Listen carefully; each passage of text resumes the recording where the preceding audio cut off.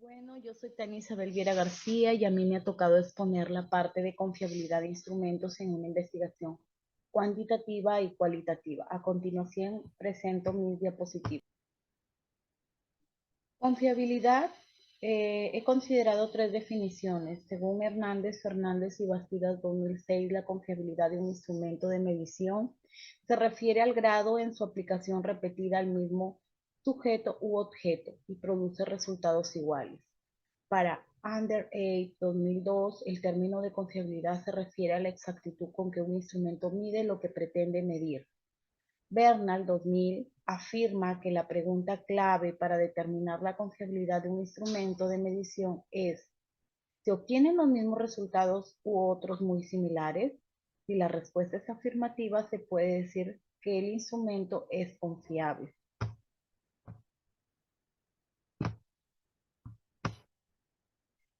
¿Qué mide la confiabilidad? Es otra de las preguntas que nos hacemos en realidad, ¿sí? Dice que esta es una medida de determinación de la estabilidad y la consistencia interna del instrumento. Pero para eso hemos considerado que un instrumento es estable si al aplicarlo muchas veces a los mismos fenómenos, bajo las mismas condiciones, debe obtener o arrojar un mismo resultado. La consistencia interna del instrumento se refiere a la propiedad del mismo según la cual cada parte del mismo mide de la misma manera que las otras. Hay una relación de confiabilidad que debemos tener en cuenta, la relación entre confiabilidad y error. Se dice que a mayor confiabilidad es menor error y a menor confiabilidad es mayor error. Yo he considerado para esto de la confiabilidad 5 formas. El TRT, las formas paralelas, Splint-Haber, el coeficiente alfa de Crobach y el coeficiente KR20. El método 3RT dice que es la medida de la estabilidad de un instrumento. Esto consiste en que la prueba se aplique 2 veces y para verificar la confiabilidad de la misma, quiere decir que al repetirse varias veces al mismo sujeto u objeto, debe de obtener o de producir los mismos resultados. ¿Sí? Dice, los valores serán 0 a 1. El resultado no puede ser negativo. Esto aplica que hoy o dentro de un tiempo siga siendo válido y confiable. Es decir, que se encuentre en la relación entre lo que se obtiene hoy y lo que se obtendrá más adelante. El investigador, el investigador debe aplicar el mismo instrumento 2 veces al mismo grupo después de cierto periodo. ¿Ya? Y como les digo, así sea hoy o después de un tiempo, siempre se debe obtener el mismo resultado. Otra forma de confiabilidad es las formas paralelas, también llamadas formas alternativas. Dice Champier 2006 que esto se calcula a través de un coeficiente de correlación entre los resultados de dos pruebas supuestamente equivalentes. Este procedimiento es el que deriva naturalmente del modelo. Requiere que se utilicen dos pruebas o instrumentos paralelos que midan lo mismo de forma diferente. La dificultad de este procedimiento radica en conseguir de dos instrumentos que sean realmente paralelos, dada la dificultad que supone realizar dos pruebas que midan exactamente lo mismo, pero con diferentes cintas. En condiciones ideales en las que se pueda garantizar el paralelismo de ambas formas. Este es el método más recomendable que se utiliza para la confiabilidad. Tenemos luego como tercera forma el Split-Haber. Este método también es conocido como método de mitades partidas. Aquí se calcula por medio del coeficiente de correlación entre las puntuaciones de las mitades de instrumentos. Se correlacionan los resultados de una mitad de instrumento con los resultados de la otra mitad, aparentemente equivalentes, es decir, iguales.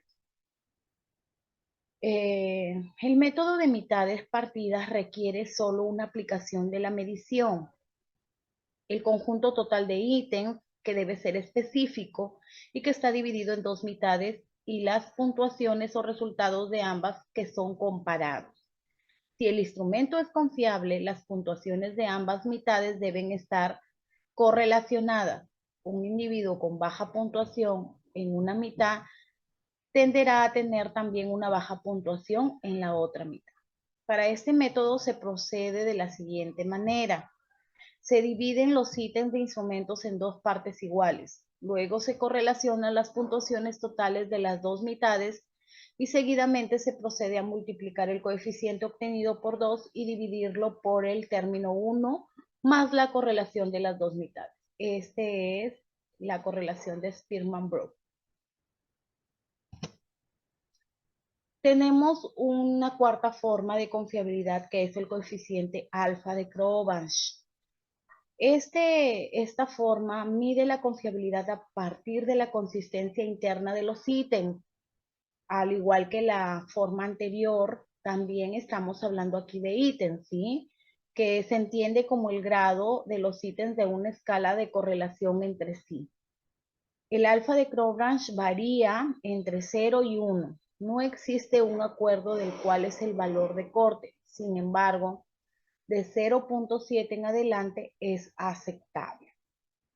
El alfa de Crowbanch es por tanto un coeficiente de correlación al cuadrado que a grandes rasgos mide la homogeneidad de las preguntas promediando todas las correlaciones entre los ítems para ver que efectivamente se parecen.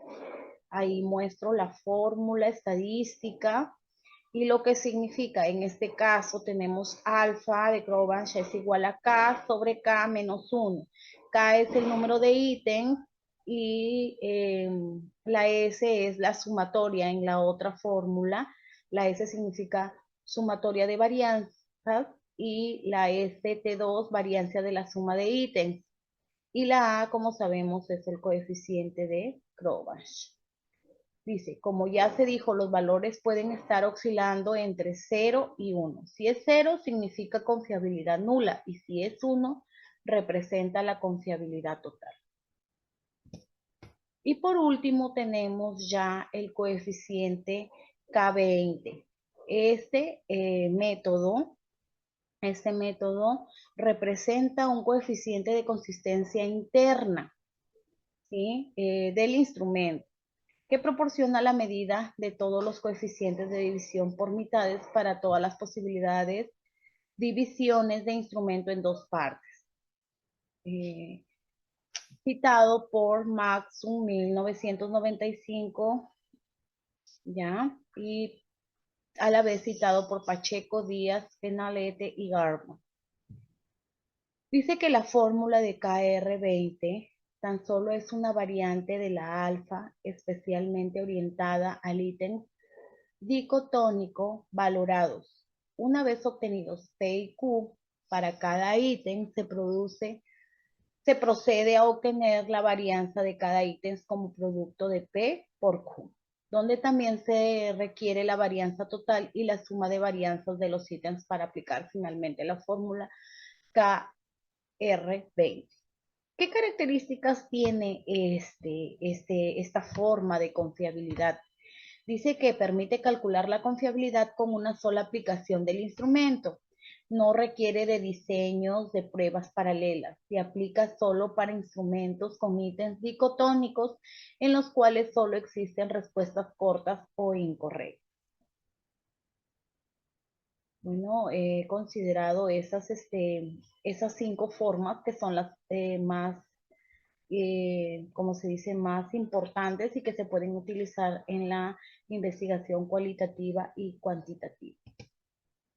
Bueno, las conclusiones de este tema son que la validez, la confiabilidad y la objetividad son cualidades esenciales que deben siempre estar presentes en todos los instrumentos de recolección de datos en una investigación.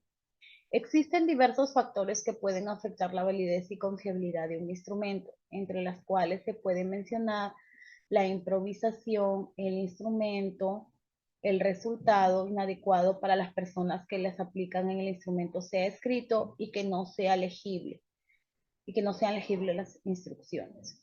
Luego, la tercera conclusión es que para finalizar se puede indicar que en todo proceso de investigación debe ser evaluado en forma muy detenida el proceso de la mediación, de la validación y la confiabilidad a la hora de realizar la recolección de datos, ya que muchas veces caen en el error de la improvisación cuando se hace la selección de instrumentos de medición, la cual acarrea el uso de instrumentos inadecuados trayendo consigo resultados errados.